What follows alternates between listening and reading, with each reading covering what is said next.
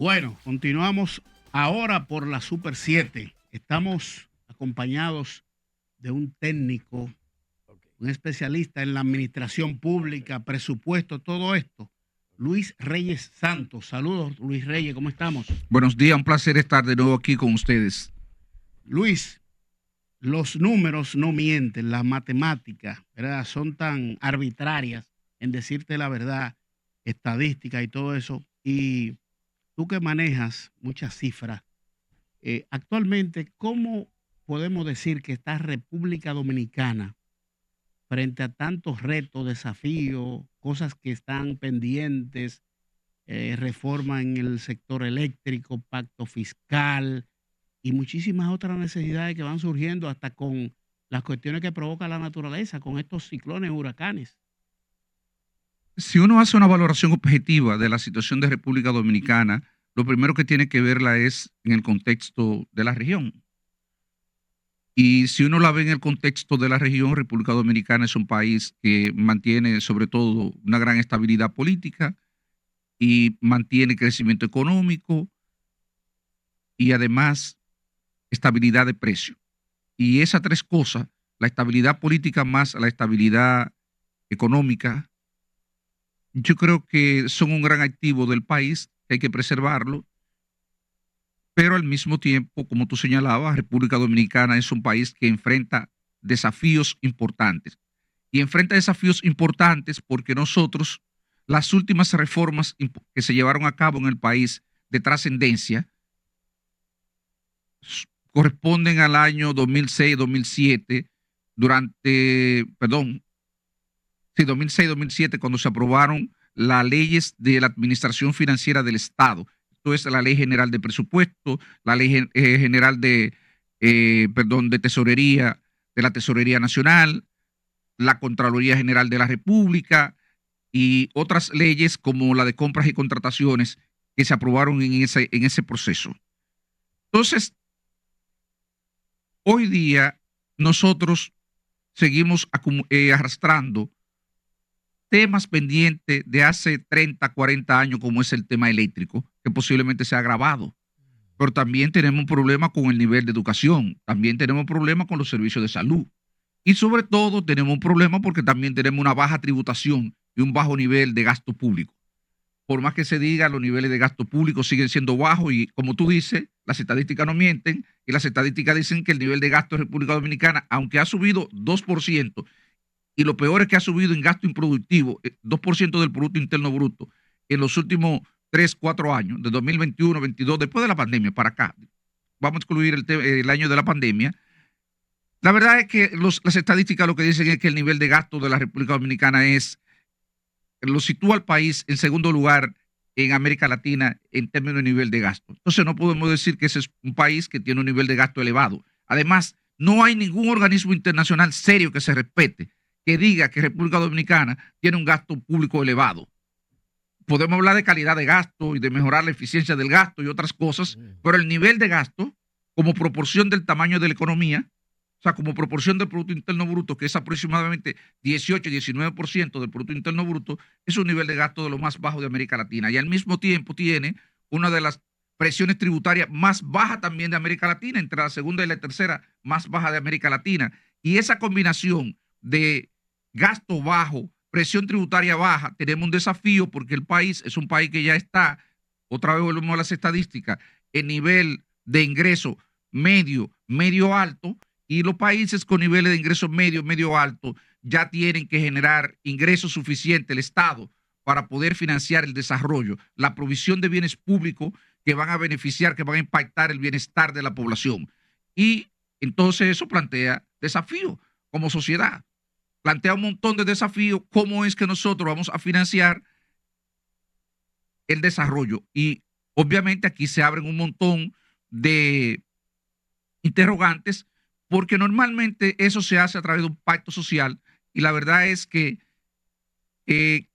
nosotros hoy día quizá estamos más lejos que nunca de un pacto y un pacto que defina una senda de cómo deberían evolucionar las cuentas fiscales sería sumamente importante para que el país pudiera financiar en los próximos años los déficits que va a acumular, porque hay que aclarar, aquí, aunque se habla de reforma fiscal, si se hiciera una reforma fiscal, los déficits públicos no van a desaparecer de inmediato. Nosotros vamos a tener que seguir financiándonos, pero sí nos daría la oportunidad de financiarnos en condiciones más ventajosas, a tasa de interés más baja y obviamente en condiciones, esas condiciones más favorables también permitirían que el país pueda los vencimientos de deuda, repagarlo en condiciones, digamos, que generen menos tensiones y más confianza a los inversionistas externos, particularmente a los inversionistas extranjeros.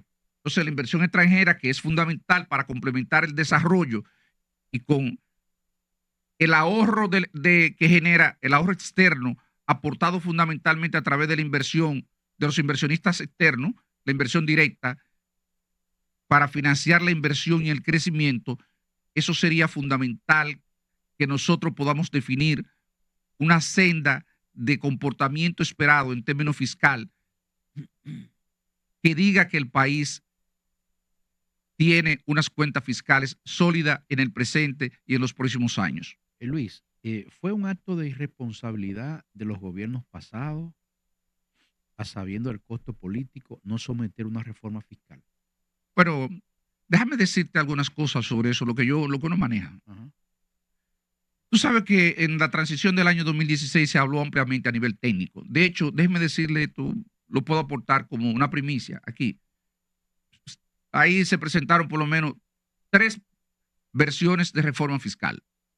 Se discutieron al interno del equipo técnico ampliamente. 2016. 2016. En la transición. ¿La transición? La transición. ¿La transición de quién? De Danilo. De Danilo al mismo Danilo. Al mismo Danilo, la transición de Danilo al mismo Danilo. Entonces, ya en el año 2012, ya nosotros sabíamos que la reforma del año 2012, que se presentó por el aspiracional eran 2.4, 2.5% del Producto Interno Bruto, terminó rindiendo 1.1, 1.2%. La mitad, la reforma fue saboteada en el Congreso y se sabía que nosotros teníamos que mejorar las recaudaciones. Habían algunas medidas administrativas que se aplicó durante la gestión de Magín Díaz en la Dirección General de Impuestos Internos. Eso ayudó a que en el año 2017-18 digamos que nos pudiéramos manejar, pero hacia el año 2019 nosotros sabíamos que teníamos un problema. ¿Qué ocurrió en ese interín? La Marcha Verde. Y cuando se presentó la Marcha Verde, esta es mi valoración, ya ahí no existían condiciones políticas ni sociales para poder avanzar en una reforma. Ya una reforma fiscal era una provocación de parte del gobierno con las situaciones de tensiones que se estaban manifestando en el seno de la sociedad. Cuando tú dices teníamos problemas, ¿qué problemas? Grafícalo, por favor. Los problemas, cuando yo digo problemas, hacia el año 2019 teníamos ya dificultades para financiar el presupuesto.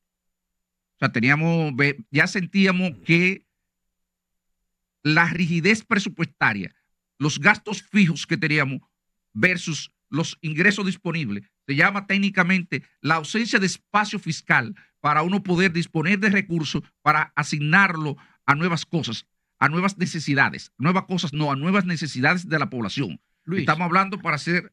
Pero ustedes tenían argumentos en esa ocasión de la Marcha Verde y por temor no lo hicieron.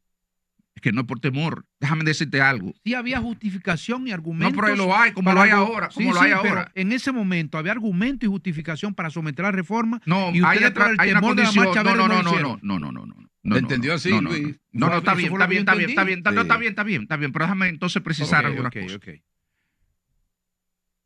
Hacia el año 2016, del conocimiento ya las diferencias que surgieron al interior del seno del PLD. Y entonces ya había un PLD dividido que se expresaba en el Congreso.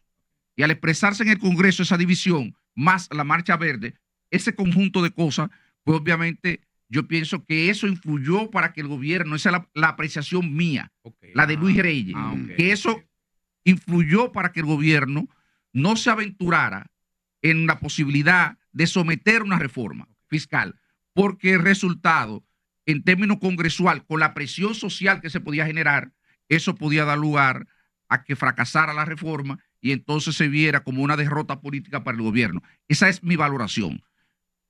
Pero repito, ya en el año 2019, nosotros, eso desde antes, eso yo lo sabía porque teníamos el 85% de los ingresos tributarios del gobierno, lo teníamos comprometido antes de asignar un peso, señores, prácticamente a otras cosas, sobre todo a inversión.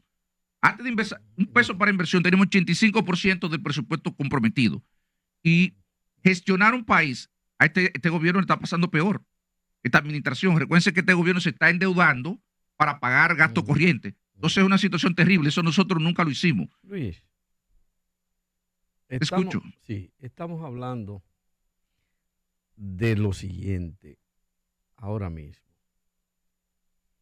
Una baja en las recaudaciones, una baja inversión en gastos de capital, que son los productivos, a pesar de que señala que el gasto público todavía es bajo, pero aunque fuere bajo, requiere de tener el aprovisionamiento de dinero necesario para poder cumplirse. Es así.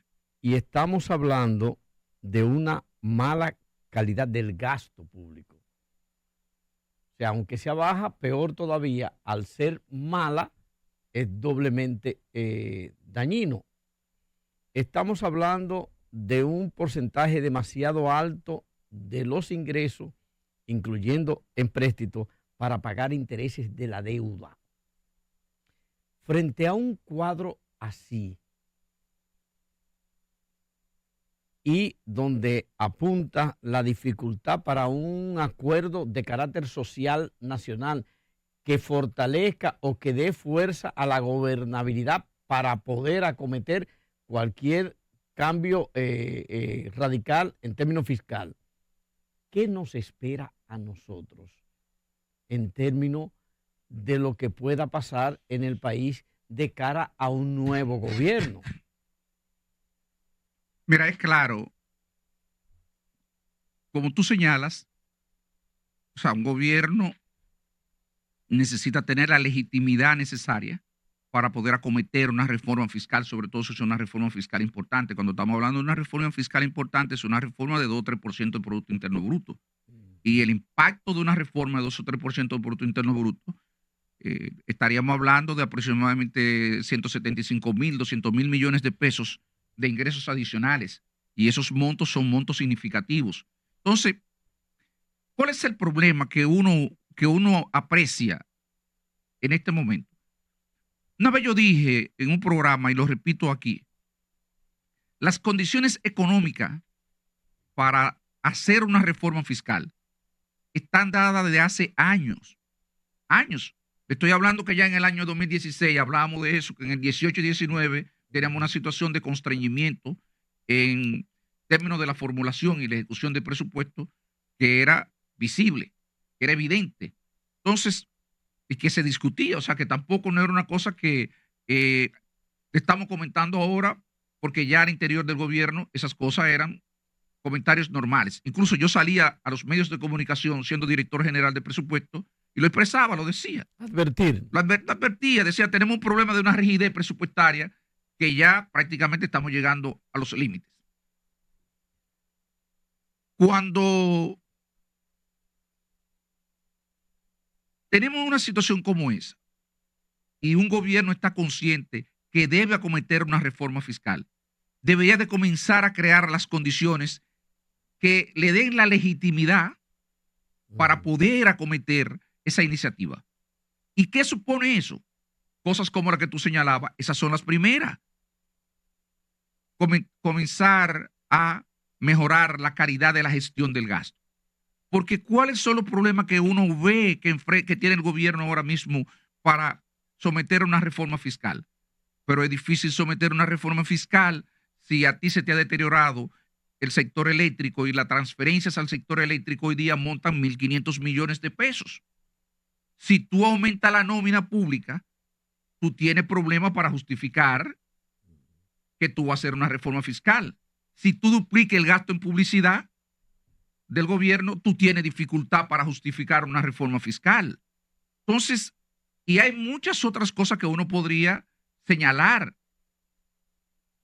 Cuando un gobierno va a hacer un pacto o se propone un pacto social, tiene que ir con la disposición de hacer sacrificios. Y la pregunta que uno se hace es si la administración, las autoridades están en disposición de hacer ese sacrificio. Porque lo otro sería una imposición, tú imponerle a la población lo que tú entiendas que debe de ser la reforma. Y ni hablar de las compensaciones que deberían haber para tú también lograr esa legitimidad con los sectores más vulnerables de la población, el compromiso de protegerlo. O sea, tú tendrías que diseñar una reforma que al mismo tiempo sea compensatoria para esos sectores, porque eso sería una de las cosas que te daría más legitimidad. Entonces, aquí cuando hablamos del tema de reforma fiscal, no podemos ver solamente la parte técnica, esto tiene un componente político y social profundo. No hay una trampa, Luis, entre el que no puedo hacer más porque no me dan los recursos, dice el político que gobierna, y el que le toca pagar los impuestos. No pago más impuestos porque se los roban o los dispendian. ¿Cómo salir de ese nudo, de esa trampa en que estamos ahí? Y es la realidad. Es que es así, que tú estás, mírame, como tú lo estás destacando, así es, que hay una parte de la población dominicana que se resiste a pagar más impuestos. Hoy leí un artículo interesante que salió publicado del colega Isidoro Santana sobre el tema de los cambios que también se están dando en la sociedad, una sociedad que tiende a buscar, por ejemplo, soluciones más individuales, posiblemente porque piensa que el Estado no le da respuesta a sus necesidades en términos de la provisión de bienes públicos, que no le ofrece la seguridad ciudadana apropiada, que no le ofrece los servicios de educación, los servicios de salud, y tiende a buscar soluciones individuales. El individualismo. Tanto daño y hace. entonces eso también se convierte en un factor que no favorece la generación de los consensos, ¿verdad? La concertación necesaria para que podamos avanzar en estos temas. Entonces, reitero, tenemos que pensar en esto, en crear las condiciones, cómo romperlo, que yo creo que tiene que ser del Estado. El Estado tiene, en este caso la administración del Estado, el gobierno, que comenzar a dar pasos firmes, tomando decisiones que convenzan a la población que realmente se está actuando en favor del bienestar común, del bien común. Que sea racional. Que sea racional en decisiones. ¿Qué puede poner sobre la mesa como gesto de buena voluntad y de intención el gobierno? Dejar de cobrar tal o cual cosa, renunciar a esto, disminuir nóminas. No, yo te voy a decir algo. Ahora mismo comenzar, por ejemplo, un proceso de racionalización, una serie de duplicidades que hay en la administración pública, cosas como esa. El anticipo, por ejemplo. No, pero el anticipo es una cosa que ya es una razón económica. Al margen que es verdad que tiene impacto político favorable. Pero todos sabemos que el anticipo es un tema que para los pequeños y las medianas empresas es terrible el efecto que tiene y que tendría un gran impacto económico y social. Y eso le daría legitimidad al gobierno. Pero eso beneficiaría solamente al sector empresarial. Estamos hablando frente a la población, al público, que no se va a beneficiar de eso, que es el ciudadano común, pero que sí va a pagar los impuestos. Que si tú le aumentas el ITEVIS, él va a tener que pagar. Entonces, ante ese ciudadano, son acciones que tengan un impacto colectivo que tú tienes que adoptar. Y entonces ya los políticos en eso, esa es su tarea. Luis. Esa es su tarea, esa es su tarea. La tarea del político, el que está gestionando el Estado, identificar cuáles son las cosas que yo debo hacer para mantener el grado de legitimidad que me permita acometer determinadas tareas. Adelante. ¿Cómo entra?